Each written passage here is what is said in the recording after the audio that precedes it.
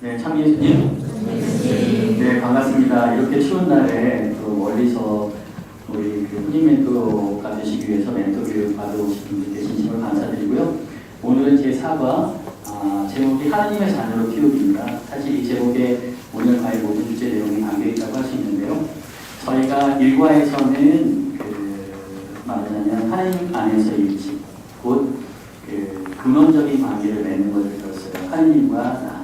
그래서 모든 부분은 부부관계 이전에 하나님과 관계를 맺어야 된다는 것. 그리고 하나님과 관계를 맺은 사람들만이 올바른 부부관계를 맺을 수 있다 하는 것을 배웠고, 2과하고 3과에서는 이제 본질적인 관계인 부부관계.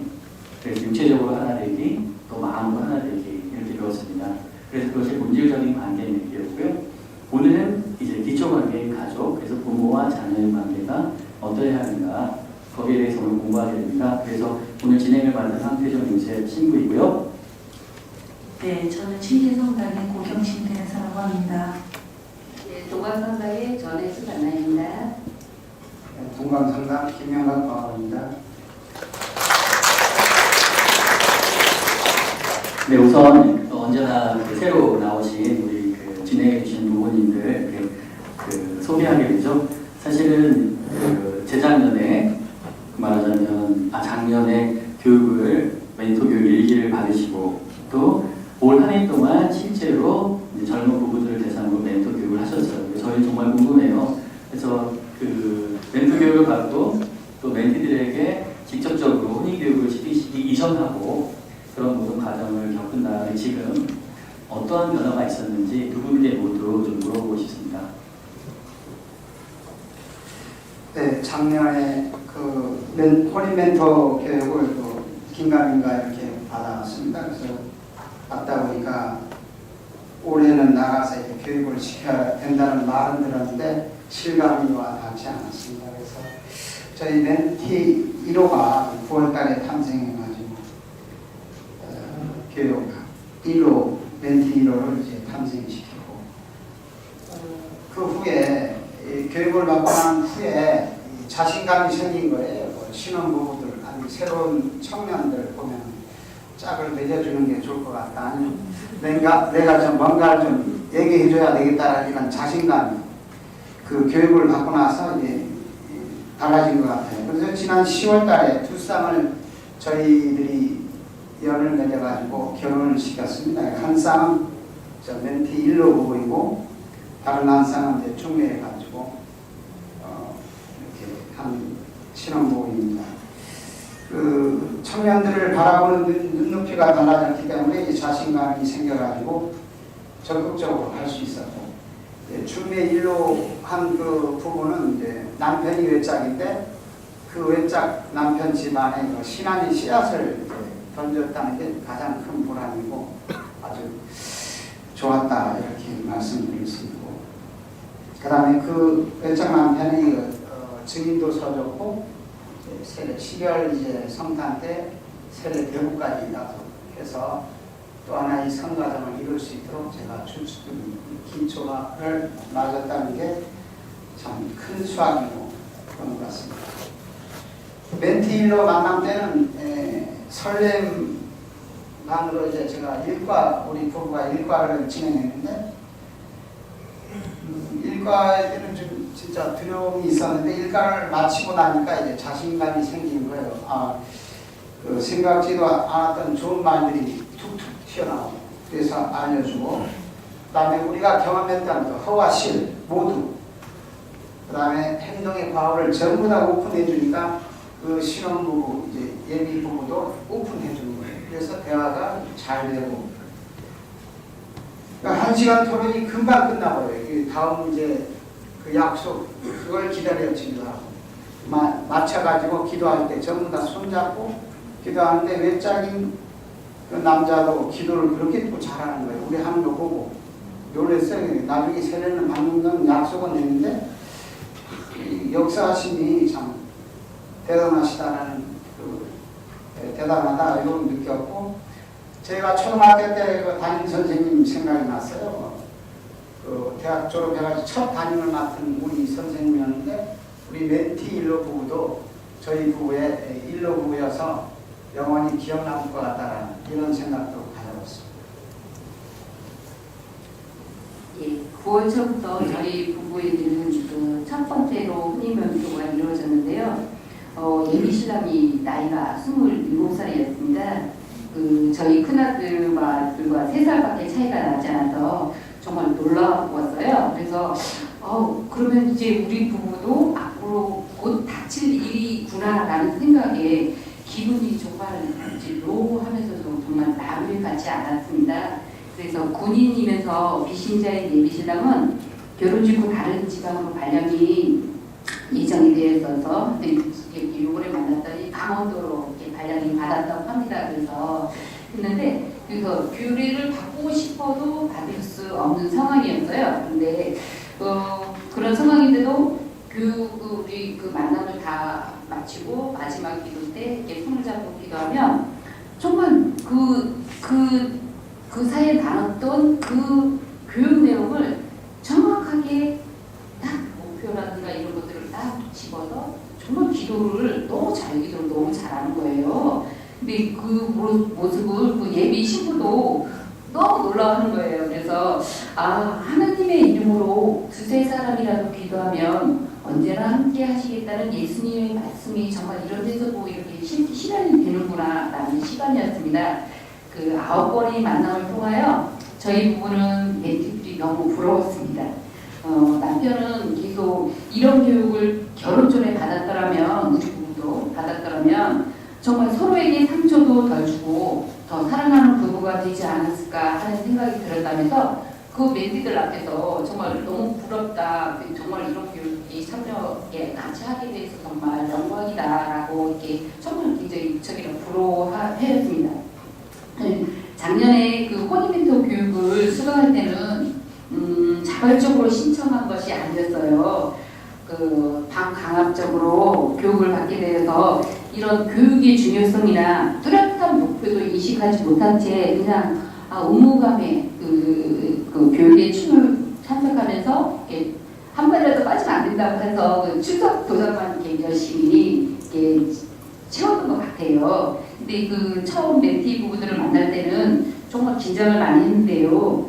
교육을 진행하면서 방법론에 대해서도 정말 잘 몰랐거든요. 그리고 멘티들에게 맞는 교육을 정말 잘 진행하고 있는지조차 저희들이 잘 가늠이 안 됐지만 만남의 기회가 길어질수록 교육의 중요성을 알게 되고 삶의 경험을 통한 예를 저희들이 이렇게 허심탄회하게 이렇게 들려주면서 진행했더니 정말 멘티와 멘티 예비 부부들이 이해가 너무 마음에 가슴에 와 닿는다면서 호응도 잘해주고 교육의 필요성을 이렇게 알면서 만족해하고 그리고 또 이렇게 예비 친구에게도 이런 교육이 있다고 이렇게 꼭 받으라고 이렇게 하겠다고 하면서 그런 모습을 보면서 봉사를 통한 보람이 정말 이런 데 있구나라는 생각들이 들었습니다. 그래서 혼인 멘토를 통해서 지금까지 저희 부부의 삶을 되돌아보는 계기가 되고 그래서 대화도 많이 하게 되고 그래서 요즘은 정말 싸움이 많이 줄어들었습니다. 예비 부부들에게 본보기가 돼야 하기에 혼인 멘토 교육적보다 서로에게 최선을 다하며 하나님 보시기에 좋은 부부가 되고자 노력하겠다고 다짐도 하였고요. 이런 교육을 저희들이 할 수 있음에 감사하고 이런 좋은 교육을 준비하고 계획하고 실현하시도록 해주신 신부님 그리고 주교님 그리고 하나님께 정말 감사하는 기회가 되었습니다. 이런 발표를 듣고 가만히 있을 수가 없습니다. 박수 부탁드립니다. 아마 지금 허찬 씨님도 아주 못하게 웃고 계신데 저도 굉장히 지금 마음이 너무 뜨거워집니다. 여러분들도 지금 막막하실 거예요. 그렇죠? 막막하실 거예요. 우리 교육받고 이제 앞으로 어떻게 할 거고. 근데 막막하셨지만 실제 정말로 만나면서 시간을 가지면서 정말로 그런 하나님의 어떤 정말로 섭리가 이게 펼쳐지잖아요. 그래서 그런 기대를 갖게 해주신 것 같아요. 정말로 감사드립니다. 네, 저희도 멘토 교육을 받고 했을 때 정말 우리는 하나님의 도구로 쓰인다는 걸 느꼈습니다.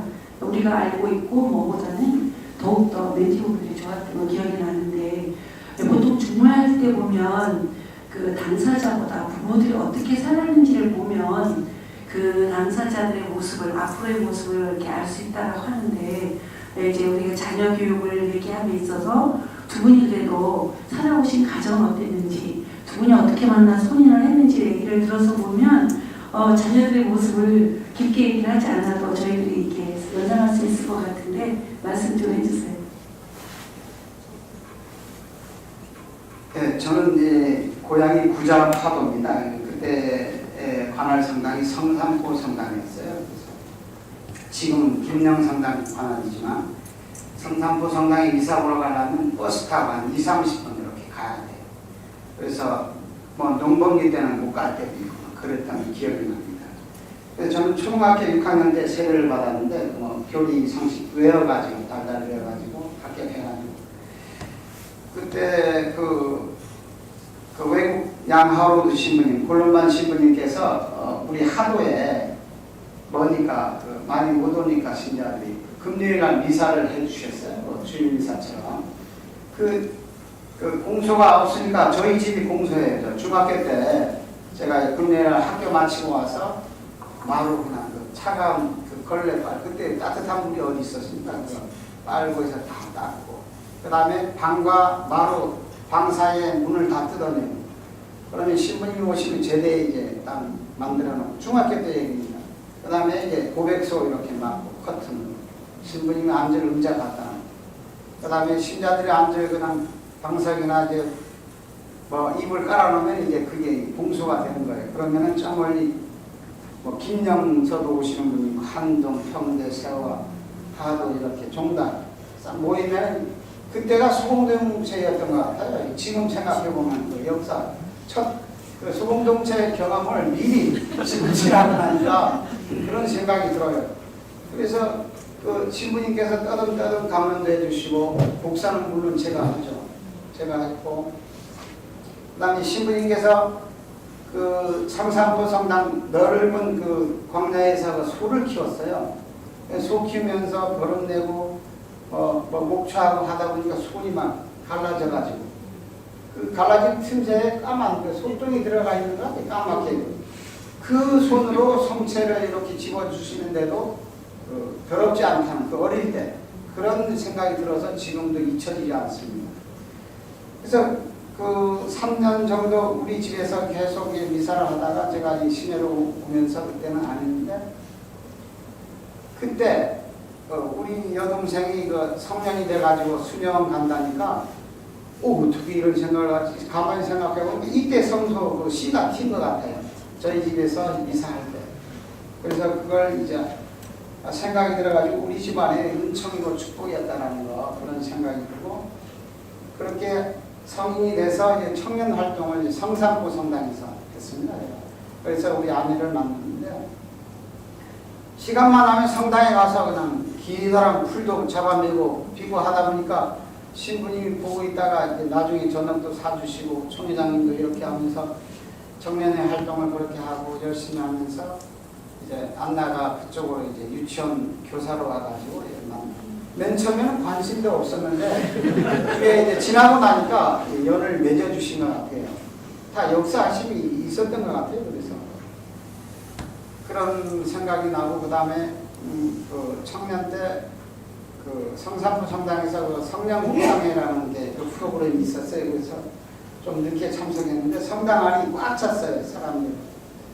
전부 다 앞으로만 가서 그 기적이 일어나는 모습을 볼 수 있을까봐 전부 다 앞으로 밀려가는데, 신부님께서 뒤에서도 봉사자 뒤에 있어도 성령이 임할 수 있다 해서 겸손하게 기다리라, 그렇게만 믿고 뒤에서 이제 이렇게 푸짐하게 쳐다보면서, 들어올 때는 이제 손을 내리지 못하던 그 병자가 나갈 때는 내리는 모습도 봤고, 그래서 머리 손 대고 눈 대고 입 대고 기도하라 그러면서 짝짝하고 집에 돌아왔는데 보니까 수녀원 가신 이제 동생이 이 충치가 나았다고 그러고, 저도 확인해 보니까 나았던 거예요.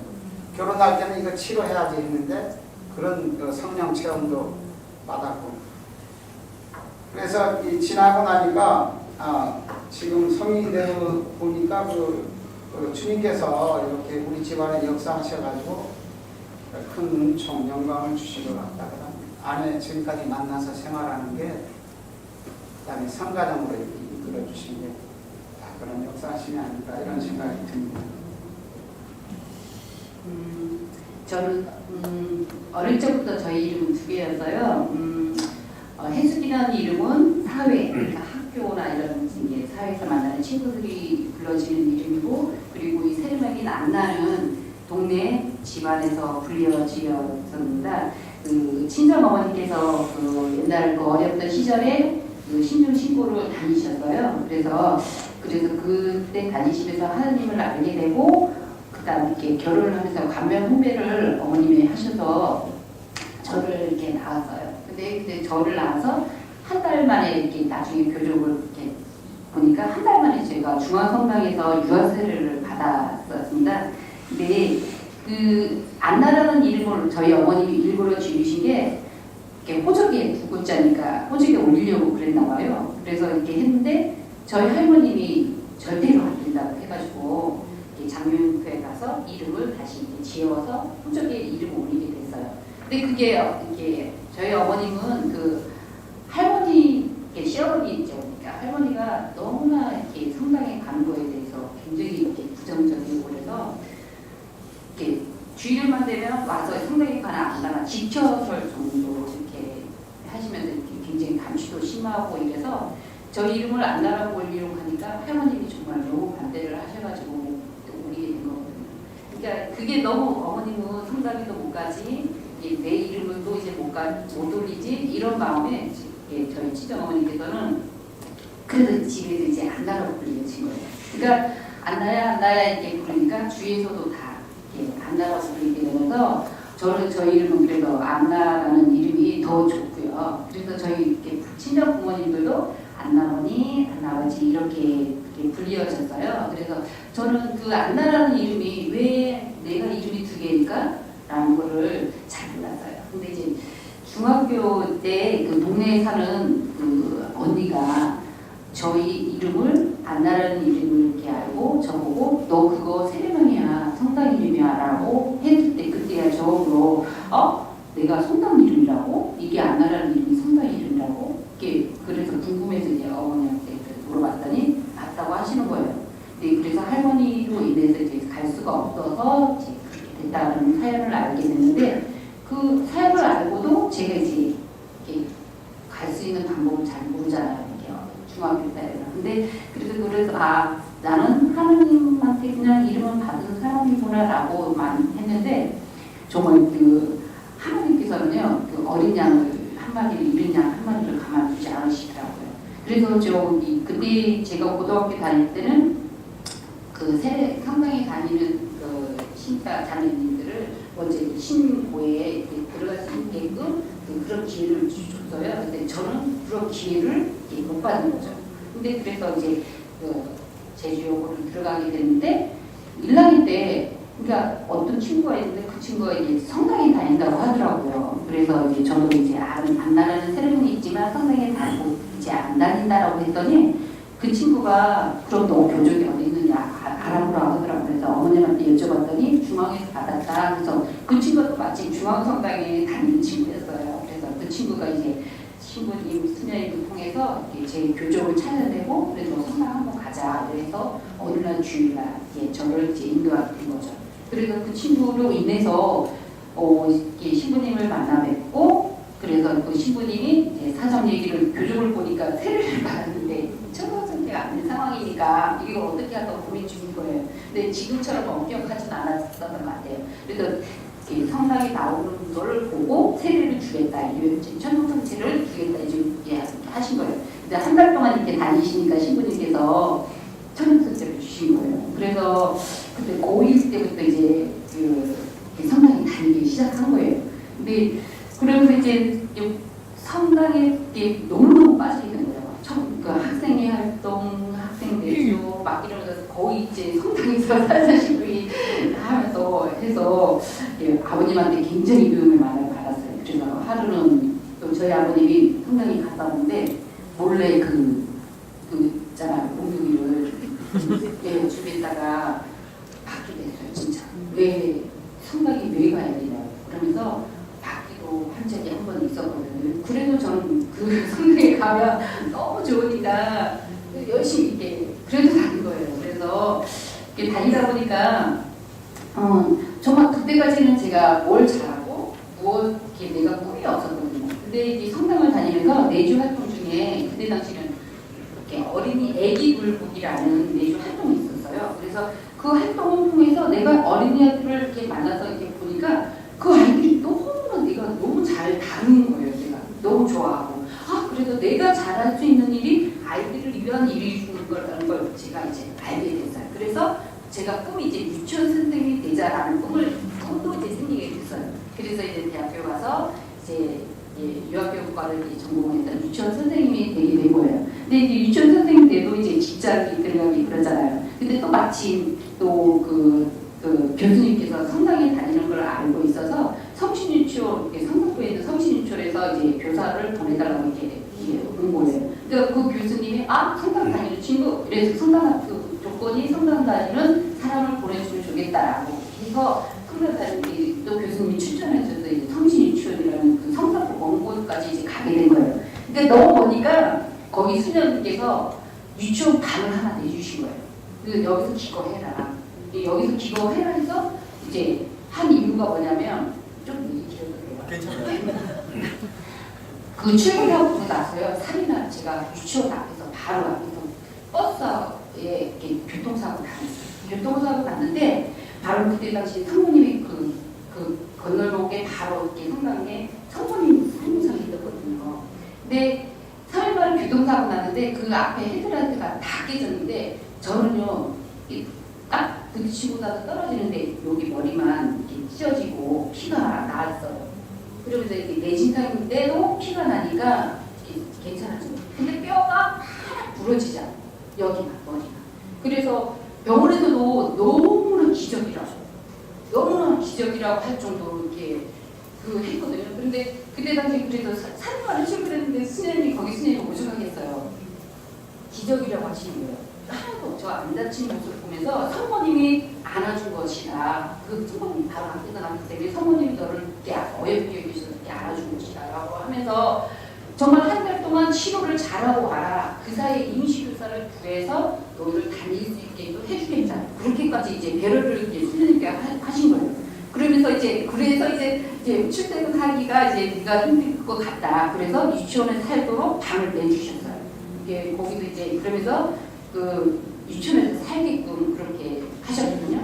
그래서 이제 유치원에서 이제 너무 제가 꿈이 그거 유치원 선생님이니까 얼마나 좋아요. 또 내가 좋아하는 또 성당에 가게 되니까 너무 좋았는데, 근데 거기 또 담당 수련님이 청년회를 소개시켜주면서 이게 청년들이랑 같이 이렇게 잘 하라고 이렇게 소개시켜준 날이 이 아까 말했지 하고 제대로 나눴어요. 그래서 이제 갔는데 가서 안녕하세요 인사를 했는데 여기 있는 지금 이 신랑이요. 이름이 뭐냐고 하니까 전혜숙인데요 라고 하니까 왜 여기 왔냐고 전 시집안 물러가라면서 왜냐면 그때 당시 전두환 이게 진짜 진보거든요. 그러니까 전시라는 이유 하나로 저를 있잖아요. 왜 여기 왔냐고 가라고 막 이러면서 하니까 저는 아무것도 모르는 운명을 막 당하는 거잖아요. 막 울었어요.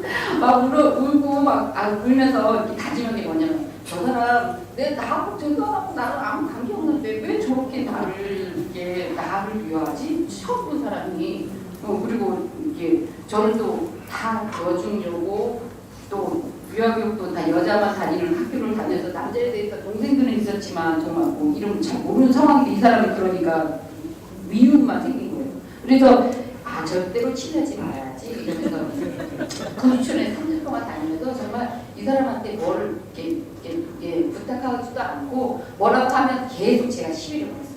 제일 시비 걸면 뭐 얘기하면 막 우리 청년을 갔을 때 내가 아니라고 막 이러면서 정말 이렇게 못 살게 굴었어요. 근데 되게 꿋꿋하더라고요. 근데 그 사이에 이제 그 청년들 활동 정말 이렇게 너무 활성화돼서 굉장히 좋았었는데 그때 당시 그 같이 활동하던 언니 오빠 그 선배님들이 다 한 분씩 두 분씩 자기 짝을 찾아서 가시는 거예요. 그런 모습 보니까 저도 이제 결혼 종료기가 되고 이러니까 저도 막 이제 나도 결혼 종료기가 되는데 결혼하고 싶다는 생각이 들어서 그다음부터는 또 이제 기도를 해야겠다 했어요. 왜냐하면 저희 어머님이 그때 당시로 성당을 못 다니고 있었거든요.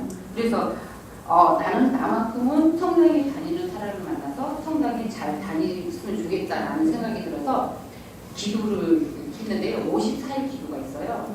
그 기도를 저가 이제 조분께 제 댓글을 주세요. 하나님 믿는 사람을 보내주세요라고 기도를 시작한 거예요. 근데 그 기도를 두 번째 바칠 때 그때 뭐 성당에 청년 사회 일이 있었지만 그때 당시 그 처신하는 그 해결하는 그런 모습이 이 사람이 눈에 들어오는 거예요. 저 해결하는 모습 보니까 다른 사람처럼 막 그 한 자비를 막 욕을 하거나 막 이렇게 불평불평하는 것도 아니고 그냥 지켜봐주는 모습이 눈에 들어오는 거예요. 그래가지고 저 사람 좀 다른 면이 있네, 좀 다르네 이런 생각을 제가 갖게 된 거예요. 그래서 그러면서 달리 보게 되니까 그때부터 어떻게 하다 보니까 이렇게 결혼까지 오게 됐거든요. 그래서 저는 이 사람을 그러니까 정말 좋은 감정보다도 나쁜 감정으로 시작해서 지금까지 이렇게 결혼 생활을 하는데요. 근데 왜 웃어요? 그래서 지금도 어떤 때 제가 막 독하기도 하긴 하죠. 근데 그런 것보다도 그 옛날 추억에 이렇게 생각하면 그래도 하나님께서 정말 저에게 주신 사람이구나라고 했어요. 근데 문제는 뭐냐면요. 이 사람하고 결혼해서 좀 많이 힘들었어요. 경제적으로 많이 힘들었어요.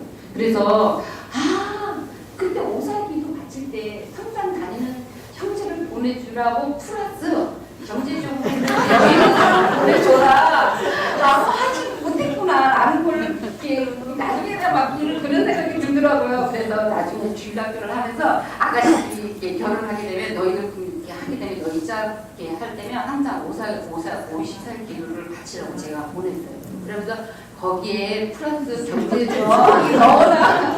그래서 이렇게 지금도 그래서 저희도 중인부를 좀 몇 번 섰어요. 근데 그 중인 성부도 넣으면 보통 그 주일학 선생님이었는데 그런 기도를 많이 해서 지금도 성당에 다니는 그런 분들이 조금 있습니다. 네, 정말로 아주 그 시청률 높은 드라마 한 편 이렇게 본 것 같아요. 아주 너무나 재밌고 물론 가장 핵심적인 부분은 어떻게 해서라는 말로 표현하셨는데 어떻게 해서 혼인하셨다고.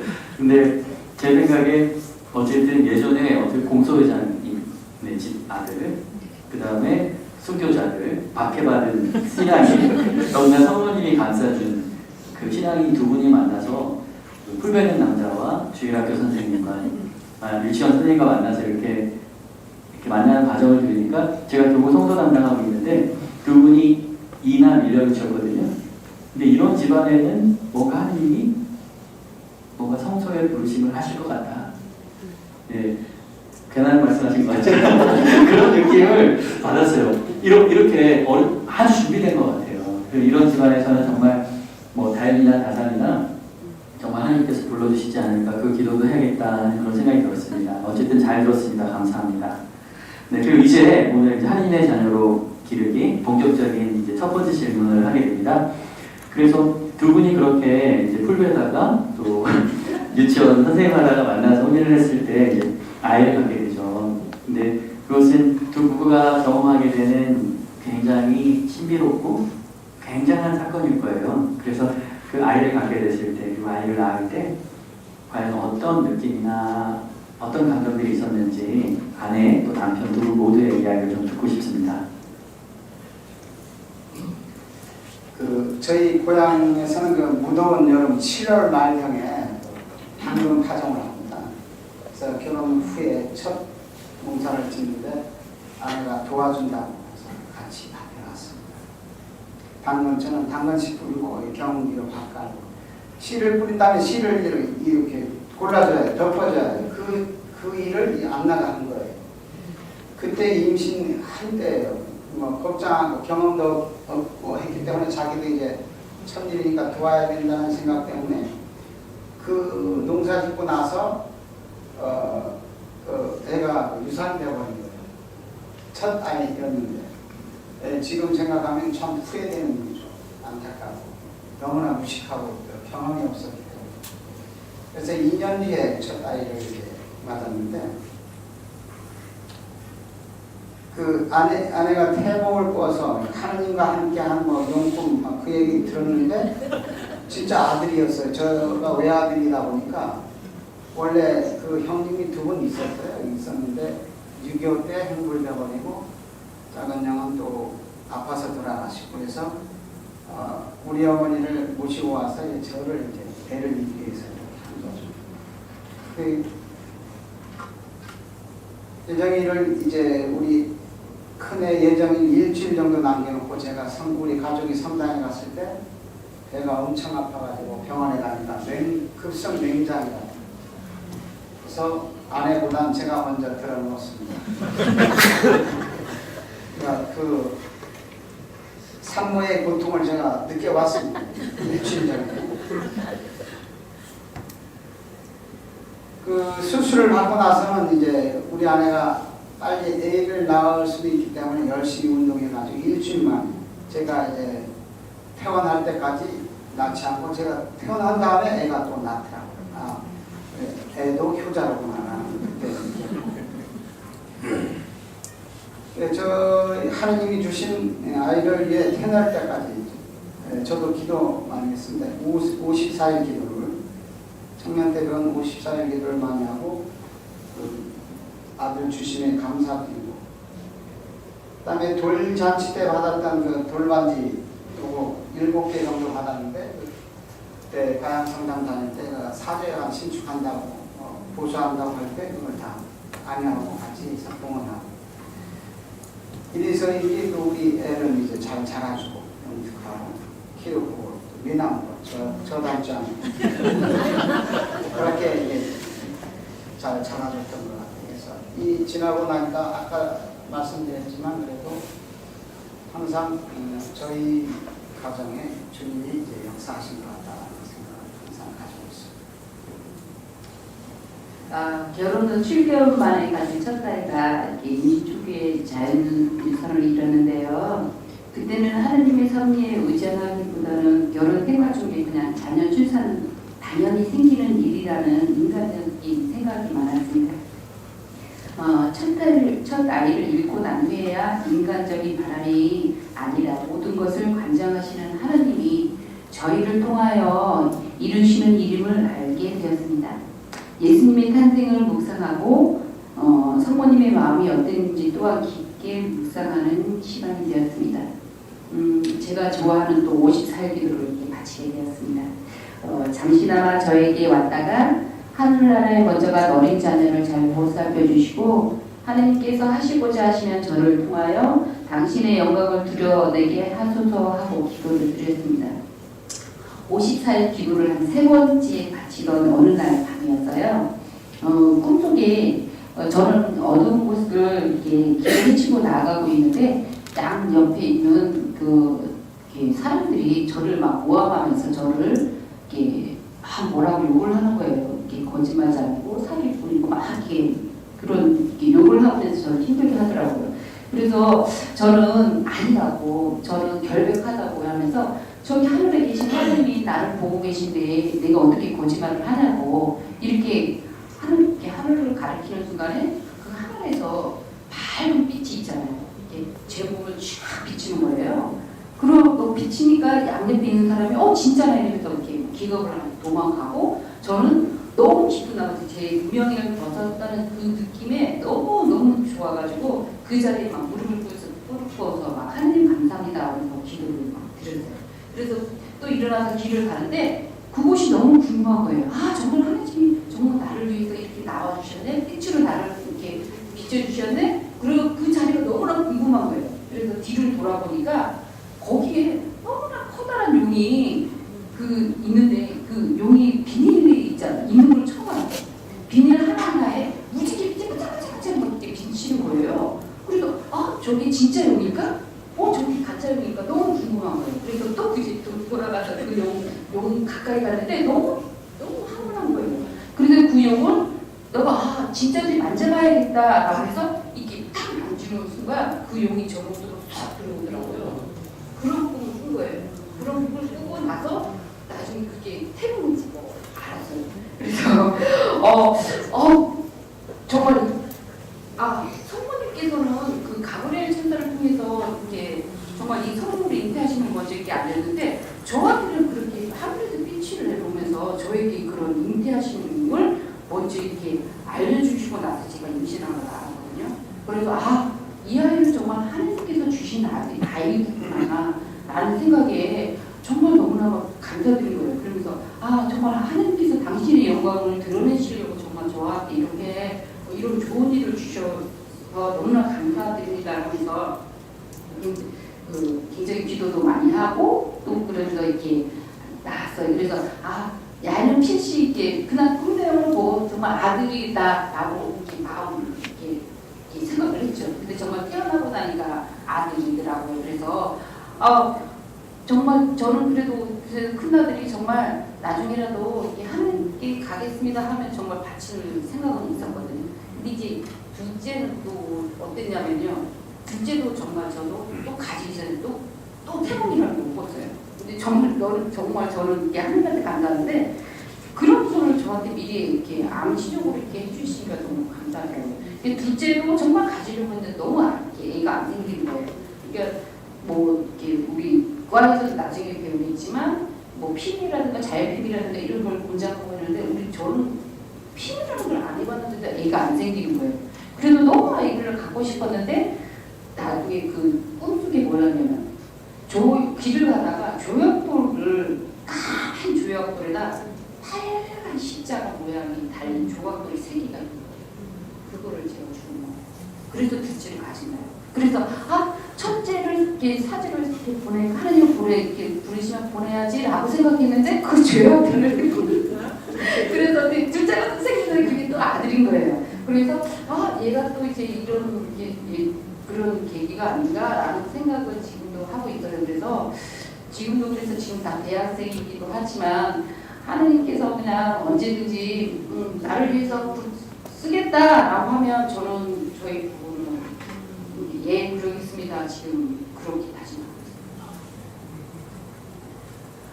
있습니다. 안나자매님이 말씀하신 것처럼 유산이 되고 난 다음 정말 그 생명이 하나님의 자녀라는 걸 이제 느꼈다고 하는데 이제 우리 성경에서 보면 바빌론 유배를 가고 나서야 정말 성경이 하나님의 말씀을 알았다는 것처럼 어려움을 겪고 나서야 아는 것 같아요. 저도 이제 늦게 결혼해서 애를 낳으니까 그냥 저애죠. 저애 너무나 감사하고 그런데 한 5개월이 지나서 이게 머리가 12cm 골절이 있는 사건을 겪어서야 그때 제가 기도했습니다. 하느님, 제가 저한테 맡긴 관리한 아이를 잘못했는데 이번 한번 기회 주시면 잘 길러보겠습니다 라고 하는 것처럼 이런 흑색 은총이 우리에게 새로움을 좀 알려주는 것 같아요.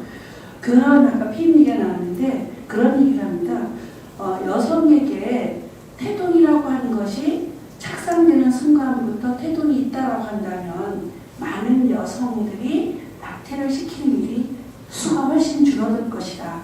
굉장히 태동하는 순간 정말 생명을 갖게 됐다는 그 뿌듯함의 어떤 이런 거, 심지어는 애를 낳을 수 없는 상황이 있는 사람이라고 하더라도 난가 감정이 생기는 거예요. 너무나 생명이 내 몸에 있다는 뿌듯함과 동시에 얘를 낳지 말아야 된다는, 없애야 된다는 이런 게 오긴 하지만 정말 그 생명이 우리 몸에 오는 이런 것들이 아까 안나자님 말씀처럼 하늘에서 빛으로 내려와서 저희들에게 오는 것 같습니다. 아주 정말 중요한 사과에 있어서 정말 첫 번째 질문에서 가장 중요한 대답들을 해주셨는데요. 첫 번째 자녀와 하나님의 자녀를 키우기, 자녀와 부모의 관계에서 첫 번째 가장 중요한 핵심은 내 새끼가 아니라는 겁니다. 그 부모의 소유가 아니라는 거예요. 아이가 임신해서 태어나는 과정을 보세요. 이것은 성 요셉과 성모 마리아가 예수님을 낳는 과정하고 별반 다르지 않아요. 아까도 태몽 얘기하셨잖아요.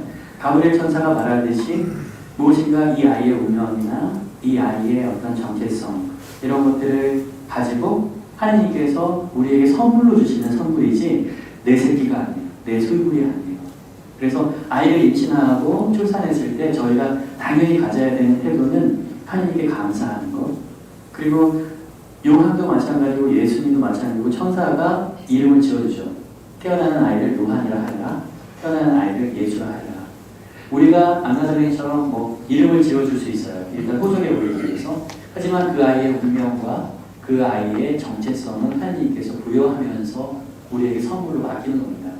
그래서 제일 이제 여러분도 그렇게 느끼셔야 하고 여러분 앞에 오는 젊은 부부들에게 가르쳐줘야 하는 것이 여러분이 혼인해서 아이를 낳게 됐을 때 그 아이는 하나님의 자녀입니다. 여러분이 그 아이가 남자로 태어날지 여자로 태어날지 또 그 아이가 어떤 모습일지 결정할 수가 없었습니다. 그리고 여러분은 이제 그 아이를 맡아 키우는 성모 마리아와 성 요셉처럼 양부와 양모의 관계입니다. 여기에서 호적상은 신자시라고 되어 있지만 우리 교회 안에서 신앙 안에서는 하나님의 자녀를 내가 맡아 키우는 것이에요. 여기서 따로 또 같이 말하자면 관계가 나타납니다. 온전한 일치가 아니라 하나님께서 맡겨주신 아이를 내가 이제 맡아서 키우게 되는 순간인 거예요. 그래서 이 개념을 분명하게 여러분도 인지하셔야 되고 여러분 앞에 오는 젊은 부부들에게도 알려줘야 돼요. 그래서 성모님과 요셉이 하셨던 것처럼 예수님을 성전에 바치는 세례를 주는 과정을 통해서 당신께서 저희에게 주셨습니다. 이거 확인하고 이제 당신께 바칩니다. 그리고 우리가 잘 맡아서 키우겠습니다. 내 뜻대로 이런 녀석 만들겠다, 저런 녀석 만들겠다, 이렇게 키우겠다 이게 아니라 성모님처럼 이 아이에게 어떠한 계획이 있고 또 어떠한 뜻이 있는지 잘 살피면서 우리가 잘 키우겠습니다 하는 그런 마음을 가져야 되는 거예요. 부모와 자식 간의 첫 번째 관계. 아셨죠? 이해하셨죠? 네. 예, 그리고 앞으로 여러분 앞에 오는 젊은 부부들에게도 분명히 사과해서 이것을 가르쳐 주셔야 됩니다. 우리가 부모로서 애들을 키우다 보면 제일 처음 오는 난관이 있어요. 정말 내가 부모로서 잘하고 있다고 생각했는데 이걸 어떻게 해결하지? 또는 엄마 혼자 나는 혼자서 애를 잘 키울 수 있어 라고 생각을 했다가도 정말 아빠가 있어야 됨을 느끼는 어떤 이런 자리들이 있는데 그게 애들의 사춘기인 것 같아요. 사춘기 심하게 느끼는 애도 있고 그냥 건성으로 넘어가는 애도 있지만 이때 부모로서의 어떤 역할이라든지 애들과의 갈등 이런 문제가 굉장히 생길 것 같은데 두 분은 신앙적으로 잘 풀었을 것 같지만 얘기를 들어보도록 하겠습니다. 큰 애가 천년성체를 시작하면서 우리 가족이 하나님과 함께하는 방법에 대해 임원하는 결과 온 가족이 주 평일미사에 다 함께 보기로 하였습니다. 하나님께서 마련해 주신 은총을 덥석 받아먹기보다는 기쁘게 받기 위하여 희생이 필요하다는 것을 애들한테 이해시키고 허락을 받았습니다. 피곤하여 졸기도 하고 징징거리기도 하고 막내는 서로 싸울 때도 있었고 짜증날 때도 있었지만 천명성체가 끝났는데도 온 가족이 평일미사 보기를 3년 동안 지속되었습니다. 사실 하늘나라는 이 어린이들과 같은 사람들의 것이다라는 예수님의 말씀처럼 예수님을 향한 순수한 아이들의 기도를 예쁘게 봐주셔서 지금까지 저희 가정을 돌보시는 것 같습니다. 중학교 때, 둘째가 중학교 때 성당을 안 가겠다는 겁니다. 엄마 아빠 때문에 복사도 서게 되고 직책을 맡았기 때문에 거절도 못하고 자꾸 끌고 온다. 복사서라 뭐 해라. 그래서 안 가겠다는 겁니다. 친구들 안 가는데. 그래서 그때 예전 같으면 진짜 호적을 판다. 그 다음에 뭐 강제적으로 끌고 간다 했을 텐데 아버지 학교 때 배운 떠나는 연습. 신부님 말씀은 심리적 이유기가 생각나고 그 다음에 떠나보내고 이별하는 연습 해야 된다는 그 말씀이 생각나고 그 다음에 경청하기라든가 나전달 대하고 이런 것들이 생각났습니다. 축복하고. 그래서 둘째 아들의 의견을 존중해 줬습니다. 그래 국문을 안 가도 좋다. 시원하지. 그래서 우리만 다녀왔습니다. 근데 그 애가 다음 주부터는 저절로 따라왔죠. 간다는 거예요. 그러니까 왜? 자기 의견을 한번 받아줬다는 것 때문에 너무 좋아하는 거예요. 자기 존심 올라가. 무조건 강제로 가야 된다. 끌고 가고 그랬었는데 이때가 이게 사춘기가 된 것 같아요. 그 사춘기 특성인 심리적 이유기를 시작한 것 같아요. 이게 지금 말씀 교육받으면서 들어보면 그래서 아버지 학교가 많이 도움이 됐던 것 같고 우리가 보면은 이제 안타깝게도 한국 사회에서는 사춘기가 지나도 어른이 돼도 혼인을 한 후에도 정신적으로 엄마들을 계속 물고 있는 경우를 주위에서 왕왕 볼 수 있게 됩니다. 부모나 자식이 모두 심리적 이유, 즉 젖대기를 하지 못하는 것이죠. 부모와 자식의 관계 역시 일심동체로 생각하는 한국적 정서에서는 이해하기 힘들 수 있지만 자녀 교육에 있어서 심리적 이유를 올바로 행하는 것은 우리 가정에서 매우 중요한 과정이라고 생각합니다.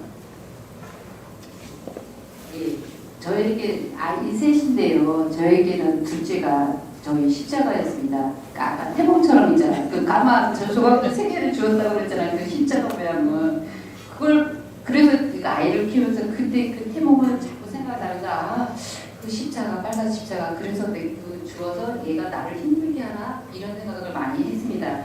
그 첫째하고 막내는 그 별다른 사춘기를 잘 이렇게 보내지 않고 이렇게 무난하게 지나갔어요.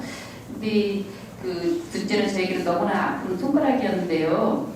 어릴 적에는요 너무나 깔깔거리면서 웃고 장난꾸러기고 막 이러면서 그 저를 아는 지인이나 주위 사람들이 둘째가 제일 귀엽고 예쁘고 사랑스럽다고 하면서 너무나 그 사랑을 많이 받았었는데 그 중학교 올라가면서 그 질풍노도의 그 사춘기가 시작되었습니다. 그래서 그때 그러니까 그 형제의 그 뭐랄까 형제의 그 알력싸움이라든가 그런 게 있잖아요. 자기가 그걸 이렇게 형은 안 그런데 자기가 스스로가 그렇게 되더라고. 그래서 형이랑 비교를 하면서 잘 나가는 형 보니까 자기는 막 자존감이 떨어지는 거예요.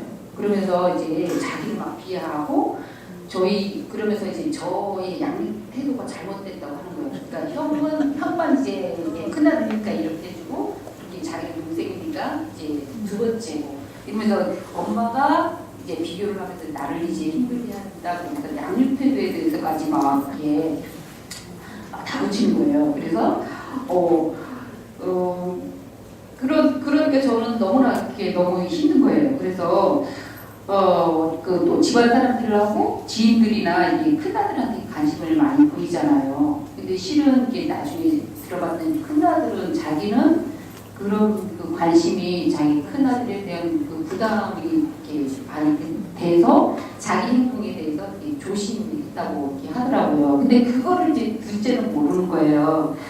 그래서 공부도 좀 꽤 하고 이러니까 관심도 사람도 많이 받는다고 이렇게 질투 있게 마음에 정말 상처를 주는 말들을 많이 떠나다니면서 분위기를 이렇게 험하게 만들기 있어서요. 그 어릴 적에는 웃음이 많은 분위기 메이커였는데 사춘 시절에는 분위기를 망치는데 앞장서서 모두의 마음을 정말 아프게 한 거예요. 이렇게 형은 그러면 형 그런 동생을 보면서 왜 그러냐고 왜 엄마한테 함부로 하냐고 이러면 이제 그런 형이 이제 더 미운 거예요. 이제 엄마 편에 있어서 이제 엄마 이렇게 편을 든다고 더 싫으면서 이제 그러면서 이제 더 형하고 이제 또 더 큰 싸움이 생기곤 했어요. 네, 예수님께 그 아들의 마음을 다스려 가려고 막 매달려 보기도 하고 당신께서 허락하신 자녀인 아들을 이해하고 당신께서 보시기에 잘할 수 있도록 정말 좋은 지력을 달라고 때를 써보기도 하였습니다. 그 성모님께 당신은 이런 상황이었으면 어땠나요? 하고 대보기도 하면서 성모님의 마음을 헤아려 보려고 노력도 하였습니다. 그런데 그 큰아들이 그 대학교를 가면서 이렇게 비로소 조금씩 이렇게 평화가 찾아오기 시작했어요. 그러니까 안 보이니까 이제 자기가 이제 중심이 된 그 모습에 이제 조금씩 평화가 찾아오더라고요. 그래서 아들이 그 기분 좋을 때를 이용해서 너는 정말 사랑받는 존재이고 엄마 아빠는 너를 얼마나 사랑하는지 이제 많이 표현하면서 그 자존감이 떨어진 아들에게 이 자존감을 씌워준 거죠. 그리고 또 얘가 이렇게 사물을 바라보는 게 사람을 이렇게 막 사물을 바라보면 저희들하고 바라보는 눈이 많이 다르더라고요. 근데 그런 능력을 너는 하나님께서 받은 거야. 이 능력이 있기 때문에 너는 정말 이 대단한 아이야. 너는 잘할 수 있어. 정말 이거를 다른 아이들은 모르지만 너는 봐라. 이거 너 이렇게 잘하지? 너는 공부도 안 했지. 배우지도 않았지만 이런 거 너는 잘하지? 너는 정말 대단해. 그러면 아이는 그게 부정하는 거야. 아니야. 나는 못해. 그리고 정말 공부도 많이 안 했어요. 정말 집에 와서도 공부도 안 하고 정말 시험 때 한 일주일 동안 정도만 가서 시험을 보잖아요. 그러면 정말 영어 같은 경우는요 학원도 안 다니는데 전교에서 3등하고 그래. 영어는. 근데 나중에 들어봤더니 영어 시간에 수업 시간에 자기는 너무 집중해서 듣는다고 그래요. 공부는 안 하지만 집중해서 듣다 보면 나중에 시험 볼 때는 지문을 읽다 보면 아 이게 답이겠구나 답이 둥둥 떠다니고 이게 그 정도로 얘가 공부도 안 하지만 정말 그러고 있더라고. 그래서 거봐라 그런 능력을 너는 하나님께서 주셨잖아 이러면 나는 그거를 이렇게 굉장히 많이 부인하고 다니더라고요. 그러면서도 이제 방학 때 형이 오잖아요. 그러면 이제 이제 자기는 이제 좀 이제 그런 마음에 또 이제 엄마가 형한테 이제 오래간만에 왔잖아요. 오래간만에 오면 이렇게 맛있는 반찬도 해줄 수도 있고 막 이런 그것도 이제 비교하면서 나는 안 다니는데 형이 이제 오니까 저렇게 해준다. 이러면서 또 이제 이제 형에 대한 또 불만이 막 이제 비교당하고 그런 마음이 또 이제 되면 또 방학 때 되면 형이랑 또 많이 싸우고 막 이런 게 정말 개선이 좀 많이 안 되더라고요. 그런데 이제 나중에 이제 그러면서 했는데 고2 때 이제 달 정도 되니까 그러면서도 학원도 하나도 안 다니고 공부도 정말 안 했거든요. 근데 고2 말 정도 되니까 이제 내가 엄마 그림을 그리겠다고 그러면서 지금까지 고등학교 들어서 내가 학원도 안 다녔으니까 이제부터 엄마가 이렇게 부모님이 나한테 투자를 해줘 이러더라고요. 그럼 네가 하고자 하는 거는 하나님께서 주신 능력이기 때문에 네가 하는 데 대해서 엄마가 기꺼이 도와줄게 라고 했어요. 그래서 이제 학원을 다니기 시작한 거예요. 그래서 이제 고3이 딱 되니까 엄마 핸드폰 정지시켜줘. 그리고 그래서 학교 갔다 오면 정말 텔레비전을 채널을 이렇게 자꾸 살았었던 내가 고3이 되니까 엄마 텔레비전도 없애줘. 내가 보고 싶은 마음이 생기니까 이렇게 안 보겠다고 해서 텔레비전도 없애주더라고요. 그래서 텔레비전도 가가보게 진짜 없앴어요. 그러면서 정말 고3이 되면서 핸드폰도 없애고 텔레비전도 없애면서 공부를 정말 열심히 하고 학교 가서도 정말 공부를 열심히 하고 또 학원을 가서 또 그림을 또 열심히 하는 거예요. 그런 모습이 정말 저는 또 안쓰럽잖아요. 근데 그래서 그래도 내가 얘가 꿈을 펼치려고 하는데 내가 잘 도와줘야겠다 해가지고 이렇게 많이 이렇게 정보도 알아주고 알아가지고 이러면서 이렇게 애한테 최선을 다했죠. 그리고 또 그때 당시 이제 저희 성당에서는 성당에서는 100일 기도를 처음 한번 해보자라고 이제 먼저 제안을 해서 그걸 하게 된 거예요. 근데 그 100일 동안 기도를 하면서 기도만 한 게 아니고요. 수첩 하나 가져서 그 아이에게 하고 싶은 말을 적게 한 거예요. 부모가 이게 적은 거예요. 그래서 그 하루 성경 말씀에 이렇게 기억나는 거를 적고 비내에 들어오는 적고 그거에 따라서 애한테 그 내용에 따라서 이렇게 편지를 이렇게 100일 동안 쓴 거예요. 그래서 이제 중간에 이렇게 애한테 이렇게 편지를 썼다라고 보내준 게 애가 놀란 거예요. 그러면서 이제 그 자기를 위해서 그 열심히 가서 이렇게 기도하는 모습에 저도 이제 감동을 받은 거예요. 아이고 되게 막 같이 그래서 감사하다고 막 그러더라고요. 그래서 정말 자기가 그러니까 정말 형만 위하는 줄 알았는데 자기를 위해서도 이렇게 희생하시는 게 모습 보면서 나중에는 정말 감사하다고 이렇게 됐어요. 그래서 근데도 이제 대학교를 또 들어갔는데 이게 자기가 또 원하는 대학교를 갔어요. 이게 자기 또 과로 자기가 선택하는데 있어서 다 대학교 두 군데 걸 합격했는데 이게 한 군데를 좀 그래도 사회적으로 좀 괜찮은 데고 한 군데는 군대지만 이게 그래도 자기가 원하는 거. 그러니까 어떤 걸 갈래 할 때 그때도 저는 너가 선택하라고 했죠. 네가 선택해라. 네가 후회해도 네가 할 거니까 네가 선택해라. 선택해서 가게 했거든요.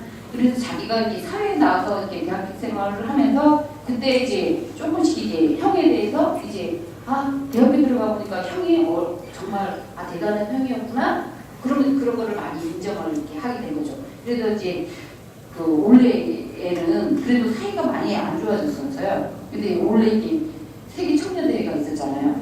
둘을 일부러 보냈어요. 이게 근데 처음에는 같이 신청을 못했다가 나중에 추가로 이제 둘을 이제 보냈어요. 그래서 또 둘이 이제 같이 있는 시간을 좀 만들어 주려고 보냈더니 너무나 둘째가 너무나 정말 이렇게 행복하게 지내서 왔더라고요. 그래서 다른 사람들이랑 이런 거를 이렇게 보면서 우리 또 형에 같이 가서 또 형에 대해서 굉장히 많이 생각을 했나 봐요. 그래서 나중에 이렇게 갔다 하고 나서는 형을 많이 이해가 된다고. 그래서 큰아들에 대한 그 부담감을 자기는 몰랐는데 형을 보니까 그걸 이제는 많이 느끼면서 이제 느꼈다는 거예요. 형하고 이제 많이 화해도 하고 굉장히 많이 이제 사이도 좋아졌어요. 그래서 이게 정말 하느님께 이렇게 모든 걸 부탁하고 하느님을 이렇게 정말 하나님 안에서 이렇게 하기도 좋은 결실을 맺어주는구나 했습니다.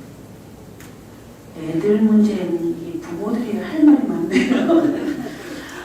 그 발달 심리, 그 에릭슨의 그 발달 심리를 보면요, 초등학교 과정, 그러니까 8살서부터 13살까지의 애들이 가장 중요한 게 신앙교육이라고 해요. 그러니까 선과 악을 구분하고 양심이라는 걸 배우기 때문에 애들이 어느 때보다도 초등학교에 신앙교육을 해야 된다. 그 다음 이제 그 시기가 넘어서면 사춘기 시기인데 그때는 자기가 이 세상에서 최고인 줄 알아요. 그리고 나를 중심으로 지구가 다 돈다라고 생각하고 내가 학교 규칙도 나를 위해서 다 바꿔야 된다고 생각할 때예요. 그래서 저에게 학교에 전화 오는 거 보면 가끔 부모님들이 나는 부모니까 이해를 하지만 얘는 사회에 나가서 인간이 될 것 같지 않다고 어떻게 했으면 좋겠냐고 이런 얘기를 합니다. 그런데 두 분이서 참 그 갈등을 잘 해결하셨는데 이때는 부모가 울타리만 내주셔야 돼요. 너 이렇게 해라 저렇게 해라 하지 않고 울타리 일단 더 도망 못 가게 해가지고 이때야말로 저번에 여러분 앞에서 배웠던 나 전달법을 해야 돼요. 야, 너 그 머리 뭐야? 안 돼. 이게 아니라 나는 학생이 그런 머리 하는 게 참 싫더라. 이렇게만 말씀하시면 돼요. 근데 워낙 이게 반대하고 막 반항적인 애에게는 너 그거 그래 너 맘대로 해. 이러면 걔들이 좋아할 줄 알죠? 뒤로 돌아서서 이래요. 부모는 저러면 안 되지. 아닌 건 아니라고 말해야지. 걔는 우리 머리 위에 썼어요. 그래서 아닌 건 아니라고만 말씀해 주시면 돼요. 그게 울타리예요. 그러면 애들이 안 돌아올 것 같은데 전혀 아니에요. 돌아와요. 그거는 이렇게 그 초등학교 시절에 신앙교육을 잘한다면 문제가 없는 거고요. 그 다음 공감해 주는 거. 가기 싫다고 했을 때 공감 한번 해주잖아요. 어떤 애가 정말 학교가 잘 다니던 애가 아침에 얘 학교 가라 딱 불러서 자퇴시켜주세요. 저 학교 다니기 싫어요. 이래서 부모가 고민하고 자퇴시켜주면 나중에 걔는 잘 되더니고 그럴 때 되게 부모는 뭐라고 해요? 안 된다. 뭐 이렇게 하면 역효과가 나타난다는 거죠. 그래서 사춘기에 우리가 애들하고의 관계에서는 아버지의 역할, 아버지하고 엄마 한번 집에서 한번 경험해 보시죠. 딸이 있는 집 엄마하고 시아처럼 싸운다고 하잖아요. 아빠들 미치겠다 이렇게 말씀하시고 이러는데 똑같은 말을 엄마와 아빠를 해도 애들은 아빠 말은 옳아요. 엄마는 헛소리하지 마세요 이러거든요. 정말 사춘기서부터는 아빠의 역할이 정말 중요하고요. 사춘기의 시작은 이것부터 알 수 있어요. 애들이 화장실에 들어갔다 나오는 시간이 길어지면 사춘기의 시작이에요. 제일 먼저 와요. 그전에 화장실은 볼일만 보는 들어가는 곳인데 그때 들어가면 머리에 손을 대기 시작해요. 머리가 없는 남자애들도 물을 적셔서 뒤로 보냈다 옆으로 보냈다.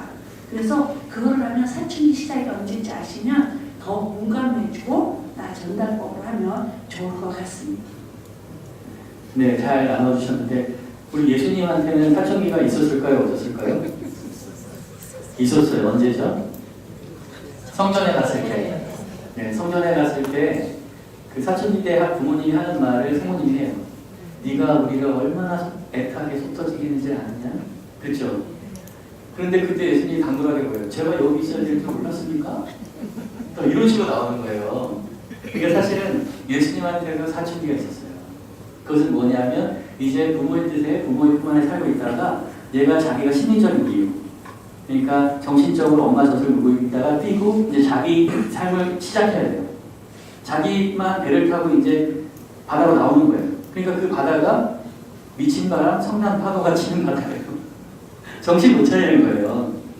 그러고 있을 때 그 아이를 어떻게 대해야 되는지. 근데 지금 잘 말씀하신 것처럼 이 심리적인 이유를 잘 해야지 아까 고등학교 말하자면 다산이가 고등학교 들어가서 바뀌는 모습이죠. 중학교 때까지는 학교에 엄마가 허름한 옷을 입고 온다거나 아버지 직업이나 엄마가 험한 일을 한다 그러면 창피해 할 수 있어요. 근데 심리적 이유를 잘 겪고 고등학교에 올라간 애는 내가 열심히 공부하고 우리 아버지가 아주 볼품없는 일을 하고 또 우리 엄마가 아주 힘든 일을 한다고 하더라도 부모가 학교에 왔을 때 어머니 아버지 오셨어요? 라고 다가가서 인사할 수 있어야 되는 거예요. 왜냐하면 이제 어머니의 삶이나 아버지의 삶과 내가 연결되어 있잖아요. 나는 이제 내 삶을 살기 때문에. 그런 힘이 생기는 거예요. 근데 이 심리적 이유를 못하게 되면 이때 40살이 되고 50살이 된 남자가 아직 엄마 젖을 못 물고 있어요. 엄마가 뭘 해주지 않으면 안 돼요. 아내들이 다 고생하는 거예요. 그러니까 사실 이 사춘기가 그냥 단순한 게 아니라 이 아이가 심리적으로 부모로부터 떠나서 이제 자기 삶을 살 수 있도록 떠나보내주는 거예요. 그러면서 잘못되고 위험한 것들만 말아주고 자기 길을 갈 수 있도록. 왜냐하면 예수님이 그렇게 말했을 때 성모님이 이놈의 자식 하면서 돌기자 때리지 않았죠. 성모님이 어떻게 했죠? 그 말을 듣고 곰곰이 생각했어요. 그리고 성모님 그때 나 전달 거 쓰셨어요. 네가 무슨 이렇게 하게나 네가 그렇게 해서 우리가 얼마나 가슴 아팠는지 아니? 그렇게 심리학을 공부하지 않으신 분인데도 지혜의 원천이시기 때문에 그분이 나 전달 거 쓰잖아요. 그리고 그 말을 했을 때 혼내는 게 아니라 곰곰이 생각하죠. 이게 바로 성가정을 공부하는 것입니다. 그래서 정말로 이 사춘기 심리적 이유기에 아이들이 자기 길을 살 수 있도록 해주셔야 돼요. 여러분이 그걸 이해하셔야 되고 또 여러분이 나가서 여러분 앞에 온 예비부들에게 미리 알려주시기 바랍니다. 그 무엇보다도 중요한 것은 이 사춘기 시기, 이 성장기에 네 진짜 아버지를 알 수 있도록 신앙교육을 계속시켜야 돼요. 나 너 맡아서 키우는 사람이야. 너 진짜 너를 지켜주시는 분은 하나님이야. 그게 네 아버지야. 얘야, 네 애비는 네 어머니는 나는 비록 이렇게 볼품없지만 네 애비는 네 아버지, 어머니는 이 세상 그 누구하고도 비교할 수 없는 분이란다. 그러니 너 떳떳하게 살아. 하고 자녀에게 말해줄 수 있어야 돼요. 아셨죠? 네. 그럼 이제 마지막 질문이에요. 지금 많이 피곤하시죠? 마지막 질문인데 이제 자녀들이 성장해서 대학도 가고 이제 군대도 가고 그리고 이제 슬슬 이제 자녀들이 떠나거나 자녀들이 자기 길을 갈 거 아니에요. 그렇죠? 이제 아까 교육시키시면서도 내 아들하고 별 차이 안 나는 사람이 이제 예비부로 온 거잖아요. 그러면 이제 점점 우리 아이들을 내가 떠나보내야 될 텐데 이 순간을 어떤 자세로 어떻게 맞아야 할까 한번 생각하실 것 같아요. 그거에 대해서 좀 이야기 나눠주시면 고맙겠습니다.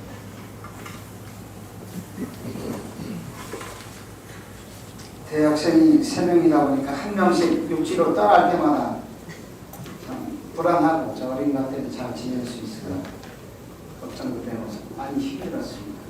근데 그걸 표현할 수는 없잖아요. 아내는 막 표현하잖아요. 그래서 모든 걸 이제 주님께 맡겨버리고 기도로서 그다음에 축일이나 생일 때마다 이제 봉헌해주면서 인사봉헌하면서 이렇게 다독거리고 그걸 알려주고 자그마한 카톡방을 만들어서 이제 소식 전해주고 그다음에 공부 잘했냐 못했냐 이런 얘기도 않고 그냥 성당에 다녀왔나 어떻게 좀 이렇게 하면서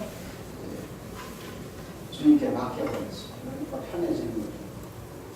아까 신부님께서 말씀하셨지만 복음 선포를 위해 어린 예수님이 떠날 때 성모님이나 요셉 성인의 마음은 어땠을까 이런 생각도 해보고 조금씩 지지해주면서 떠나보내는 그 마음은 진짜 아팠을 거라 생각합니다.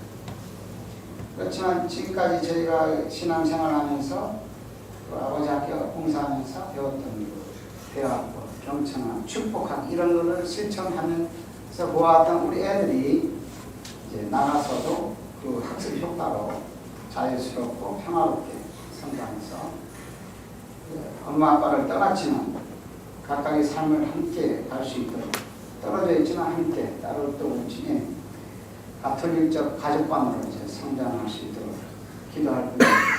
예수 마리아 성요셉 가정처럼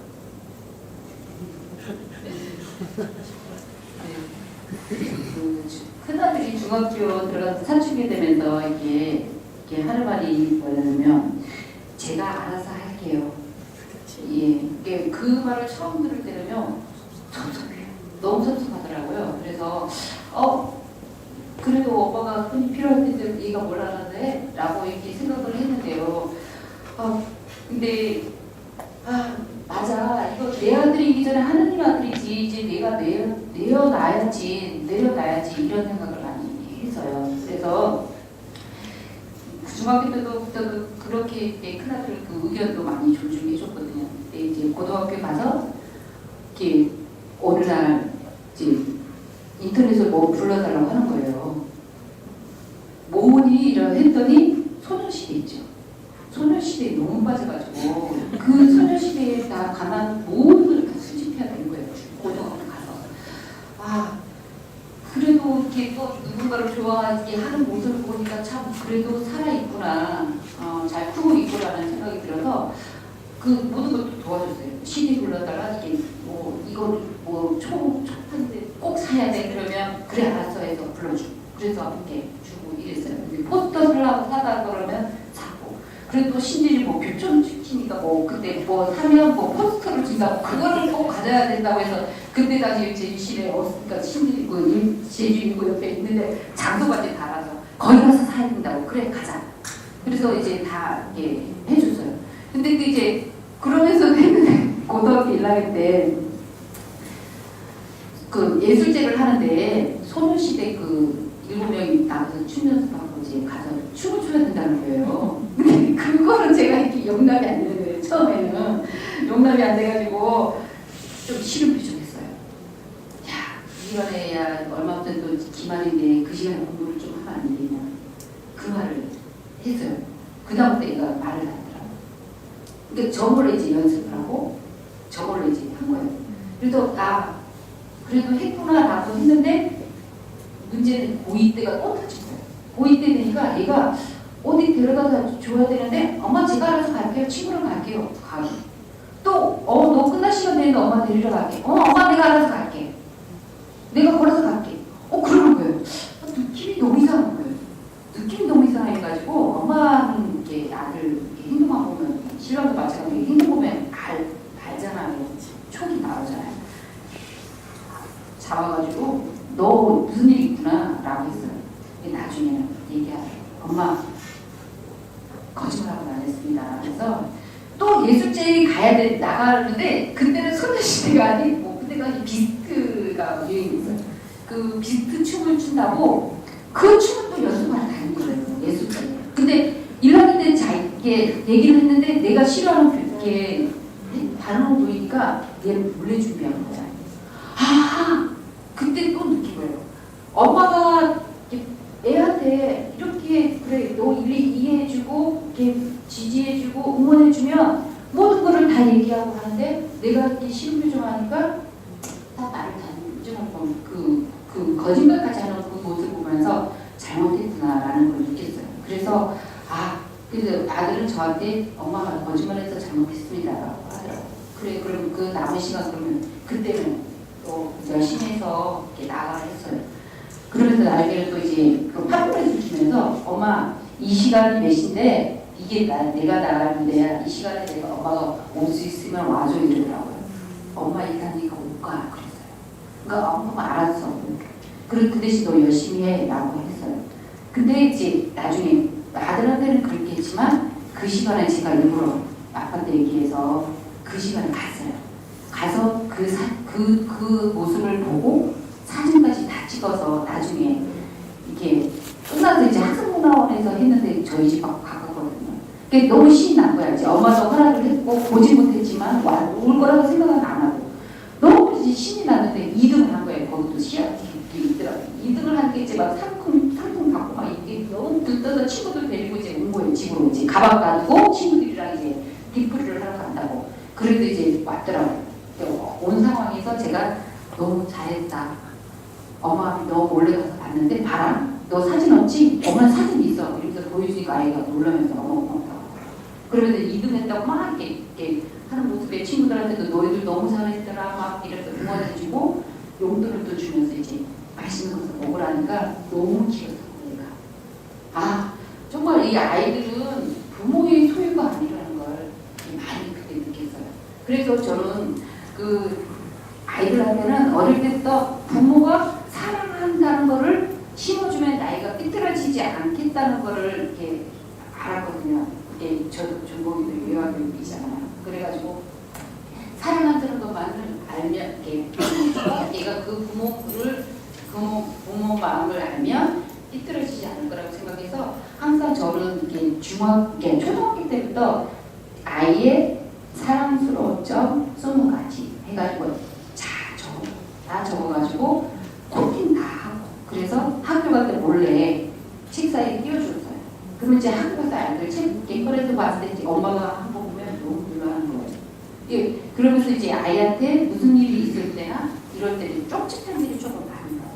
그래서 그 핑퐁이나 이런 사이에 놓고 그러면서 그 애가 그러면 안 좋은 데도 나중에 학교 가서 편지 받아보면 이게 엄마의 사랑을 알잖아요. 그러면서 애들한테 굉장히 쪽집 편지를 많이 주고요. 중학교 때까지는 아이들을 한테 편지를 학교로 보냈어요. 그러니까 사랑한다는 표현을 그러니까 저는 항상 편지 쓸 때도 하느님의 아들 누구야 라고 편지 써요. 사랑하는 누구 하느님의 아들 누구야라고 하지 엄마의 아들이라고 잘 안 해요. 그래서 이렇게 하느님의 아들 누구야 해서 항상 중학교 때를 항상 엄마의 편지를 받게끔 학교에서 편지를 받는 아이들이 없잖아요. 예, 그때 그 편지를 받으면 아이들이 난리가 나는 거예요. 누구한테 왔냐? 무슨 내용이냐? 그러면 얘가 이렇게 그런 자존감이 많이 이렇게 하더라고요. 그래서 저는 그런 사랑한다는 거를 많이 쪽지로 많이 이렇게 했어요. 그러면 또 애들이 쪽지 편지를 또 저한테 많이 줘요. 그러면 그 편지를 놔뒀다가 나중에 어느 순간 이게 보여줬거든요. 지네끼리 난리가 나고 엄마 이거 다 모아놨다고 내가 이거 언제 쓴 건데 이걸 이 일도 있었구나 이런 일도 있었구나 이러면서 이걸 되게 좋아하더라고요. 그래서 또 큰아들이 또 이제 교환학생으로 대학을 이제 외국에 좀 나가서 살 때도 있었어요. 그때도 이제 편지를 썼는데요. 이렇게 가방 위에 딱 하나 이렇게 바로 보이스북으로 놓고 또 한 8장의 편지를 썼거든요. 그 편지를 양말 속에 넣고 그때가 치약 같은 거 가져갔어요. 비누 그 곽 속에 넣어주고 그 안주머니 겨울철에 또 여름에 갔는데 겨울철에 이제 입을 수 있는 옷을 가져가거든요. 그 안주머니에 넣어주고 그러니까 애가 처음에는 이렇게 갔을 때도 편지 한 장인 줄 알았는데 나중에 뭐 하나 꺼내서 봤더니 편지가 나와. 몰래 가지고요. 전화 울면서 전화. 엄마 정말 고맙다. 감사하다. 우리 엄마의 사랑을 여기서 느낄 수 있어서 정말 감사하고 이제 전화가 막 그러거든요. 그러니까 아이들한테는 정말 사랑한다는 말 그 표현을 못하면 이렇게 쪽지나 이런 편지로 해서 몰래 놓아주는 거 이게 정말 저는 이런 실천을 많이 하다 보니까 정서적으로도 이렇게 지금도 이렇게 셋 다 대학생이라서 떨어져 살고 있지만 그래도 애들이 정말 헛나가지 않고 나쁜 짓도 안 하고 이렇게 하느님 안에서 잘 클 거라고 항상 그런 믿음이 있으니까 애들한테도 항상 그런 믿음을 심어줘서 그런지 아주 잘 지내고 있어요. 되게 놀랍죠. 좀 더 우리가 미리 얘기를 들었으면 하는 걸 멘티 부부들에게 이렇게 얘기를 나누면 굉장히 좋을 것 같아요. 그 사랑의 전달은요. 예전엔 우리는 부모님의 하는 행동을 보면 느낄 수 있었어요. 아 그러구나 이렇게 생각을 했지만 이제는 안 돼요. 눈으로 귀로 다 들어야 돼요. 사랑한다는 말도 들어야 되고 눈으로 봐야 되는 것 같아요. 그래서 굉장히 어려운 일을 하셨는데 얼마 전에 제 아들이 둘째가 이제 사귀는 애가 개신교 신자랑 사귀는 거예요. 근데 막 반대를 하고 싶은데 반대하면 더 잘 이루어진다는 말 때문에 꼭 참았죠. 그러다 지나가는 말로 야 너 결혼식 하면 신부님 뭐 몇 분 오실까 뭐 누구 신부님 오시겠네 이랬더니 하는 말이 결혼에 그거는 여자에게 맞춰주는 거 아니에요 이러더라고요. 그래서 제가 순간 말을 멈췄어요. 그래서 집에 와서 남편한테 아니 그 자식이 하면서 이제 했는데 이제 받아들여야 되는 자세들인 것 같아요. 이제 이런 정서적, 사회적 독립에서는 우리 부모들이 나 전달법도 쓰지만 물음표를 하시면 돼요. 너 그러고 싶니? 그러겠다는 얘기야. 이렇게 해주셔야지 너 이렇게 해? 이렇게 끌어다니지 않는 그런 것들이 우리 부모의 표현법인 것 같습니다. 네, 이제 자녀 교육과 관련해서 자녀와의 관계와 관련해서 이제 마지막으로 이제 양부가 해야 하는 마지막 단계가 있습니다. 그것은 무엇이냐면 이제 자녀가 지 멋대로 살 수 있도록 보내줘야 합니다. 그러니까 우리 유교적인 한국 사회에서는요, 증조 할아버지, 아니면 할아버지, 아버지의 모든 명성이나 또 가정이나 아니면 어두움이나 죄책을 다 밑으로 연결시켜요. 근데 유교적인 관점에서 성가정은 정말 볼 거 없는 가정이에요. 그렇죠? 아무 정말 어디 내놓고 말할 수도 없는 가정이에요. 근데 서양은 아니에요. 더구나 가톨릭적인 가정 안에서는 아버지나 할아버지, 어머니가 누구든 상관없어요. 아버지는 하느님이십니다. 그래서 때가 됐을 때 우리가 그 한국 드라마 보면요, 자녀가 결혼시킬 때 뭐 무슨 장면이 나오냐면 부모들이 혼수 보러 다니고 집착만 하러 다니는 장면이 나와요. 하지만 서양 영화를 보세요. 그 부부가 집 보러 다니고 가구 사러 다닙니다. 그리고 서양 영화를 보면, 서구 영화를 보면 고등학생들이 이제 고3이 될 때 자기들끼리 친구들끼리 이야기할 때 무슨 얘기를 하냐면 너 이제 성인식하면 어디 가서 살 거야? 그 얘기해요. 난 집에서 나와서 독립할 거야. 아니 난 그냥 집에서 살 거야. 근데 성인이 돼서 집에서 살 때는요, 집에서 대학을 다녀도 생활비 내야 돼요. 자기가 아르바이트해서 독립해서 나가 살면 자기가 그냥 살아야 되고, 이제 역할 다 끝났어요. 그거 계속 잡고 있으면 안 돼요. 그냥 이제 성인식 됐으면 네 이제 나가서 살아라. 그 아마 영화 보시면 갑자기 놀라는 장면이 나올 거예요. 왜냐하면 어떤 사람이 뉴욕이나 어떤 대도시에서 굉장히 시련도 겪고 실패해가지고 고향을 내려가죠. 허름한 아파트에 살다가 고향에 가니까 부모님 어디 살아요? 대저택에 살아요. 그러면 받아줘요. 그리고 며칠 쉬었다가 그 사람이 다시 도시로 나가도록 도와주죠. 그때 우리처럼 직장만 해줘요, 직장을 알아봐줘요? 그런 건 전혀 없어요. 다시 온 그 모습 그대로 정류장에서 안 차 타고 가는 아이 흔들어주면서 다시 보내는 거예요. 한국 같으면 이해가 안 되죠. 저렇게 부모가 잘 살면서 자식이 저렇게 도시 가서 고생하게끔 만드냐고 생각하죠.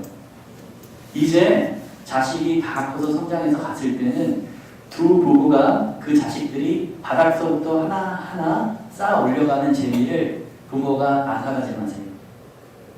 여러분도 두 부부가 가장 행복하고 가정했고 사랑했던 때가 언제요?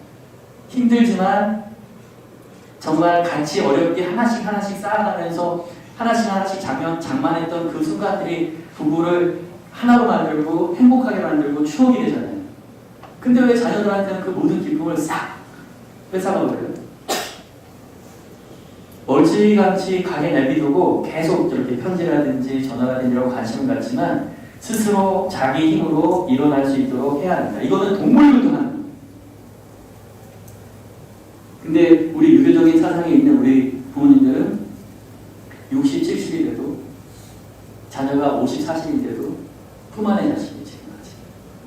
그래서 자식들이 제대로 성장하지 못해요.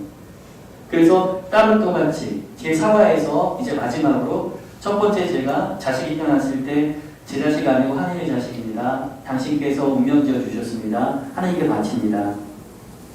두 번째 사춘기 때 스스로 독립해서 정신적으로 독립할 수 있도록 도와주고, 마지막 때가 됐을 때 이제 떠나보내고, 대부분 서양에 이렇게 여행 가다 보면 할아버지 할머니들 선글라스 끼고 머리 하얘진 다음에 여행 가는 청바지 입고 이제 할 일 다 했으니까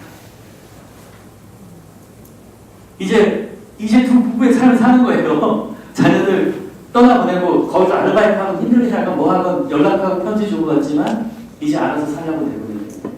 이걸 지금 우리가 우리 사회가 못해요. 여러분도 그렇게 하려고 노력하셔야 돼요.